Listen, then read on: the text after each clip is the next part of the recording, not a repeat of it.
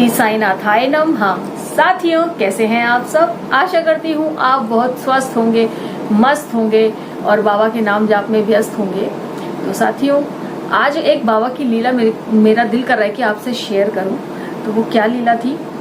एक बार एक मंदिर में पंडित जी बाबा की रोज सेवा किया करते थे और उस मंदिर में डेली बाबा को भोग लगाना उनका एक कार्य था। मतलब मंदिर में तो बाबा को भोग लगता है, वो तीनों चारों टाइम बाबा को भोग लगाते थे और वो भोग वो सिर्फ अपने घर से लाते थे।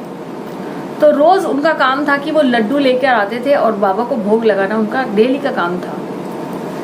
एक दिन पंडित रानी उनसे बोली कि मतलब मजाक उन्होंने किया उनको कि तुम रोज बाबा के लिए कुछ ना कुछ लेकर जाते हो, तुम्हारा बाबा खाता भी है। तो पंडित जी को बात समझ में आई कि सही कह रही है, मैं इतने सालों से बाबा के लिए कुछ ना कुछ लेकर जाता हूँ लेकिन बाबा खाते ही नहीं है। प्रसाद तो वैसा का वैसा ही रखा रह जाता है और क्या बाबा खाते हैं नहीं खाते, आज मैं ये ध्यान से देखूंगा।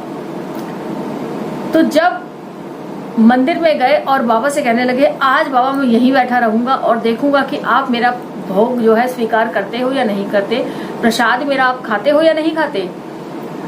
तो उन्होंने बाबा के सामने 4 लड्डू रख दिए और पूरा दिन वो वहीं बैठे रहे मंदिर में।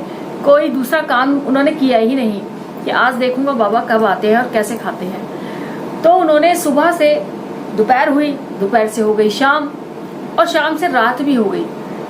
अब पंडित जी को बहुत गुस्सा आया कि बाबा आए नहीं, बाबा ने खाया नहीं, प्रसाद तो वैसा का वैसे ही रखा हुआ है। तो उन्होंने क्या किया, वो 4 लड्डू उठा के बाहर सड़क पे फेंक दिए, मंदिर के बाहर सड़क पे फेंक दिए और गुस्से में बोलते हुए वो अपना मतलब बाबा से लड़ाई झगड़ा करते हुए वो अपने घर चले गए कि बाबा। और पंडित रानी ने पूछा बाबा आए कि नहीं आए। अब उस रात जब पंडित जी सो गए तो बाबा उनके सपने में आए और बाबा ने उनसे कहा कि पगले, लड्डू तो बहुत स्वाद थे। तो उन्होंने कहा, क्यों बाबा मेरे साथ मजाक करते हो, मैं पूरा दिन वहीं बैठा रहा, आप आए ही नहीं।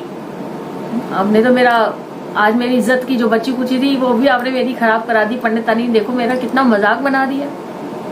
तो बाबा ने कहा, नहीं, मैं सुबह आया था एक भिखारी के रूप में, तूने मुझे फटकार दिया। मैं फिर दोपहर को आया एक जानवर के रूप में, तूने तब भी मुझे फटकार दिया। मैं शाम को आया था चींटियों के रूप में, तूने तब भी मुझे फटकार दिया और सड़क से ही उठाकर मुझे वो लड्डू खाने पड़े, लेकिन बड़े स्वाद थे। तो पंडित जी की आंखों में झरझर आंसू आ गए कि बाबा आप किस रूप में आ सकते हो, मुझे तो लगा आप जैसे स्वयं हो उसी रूप में आओगे, लेकिन आप किसी भी रूप में आकर बाबा भोग स्वीकार करते हैं।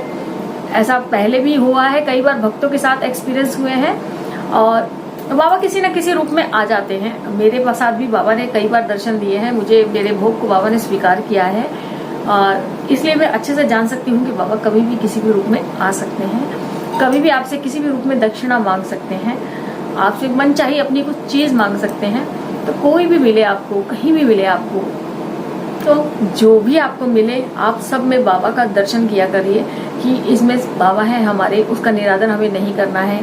उसकी भूख को आप समझे, प्यास को समझे, आपसे जो कुछ हो सकता है वो आप खाने को दें उनको और बाबा बहुत प्रसन्न होते हैं इन चीज़ों से। और छोटी सी घटना से कैसे पता चला कि बाबा ने उसके सपने में आकर बताया कि कैसे बाबा आए और उनके लड्डुओं को स्वीकार भी किया। तो डेली भगवान उनका वो यानी भोग लगाते थे और उनको अपने बाबा पे शक हुआ कि नहीं लाते, लेकिन बाबा आए, भोग लगाया, बाबा ने साबित किया। और बाबा बेचारे इतना भी बोले कि बाहर सड़क पे थे, बहुत स्वाद थे पर थोड़ी मिट्टी लग गई थी।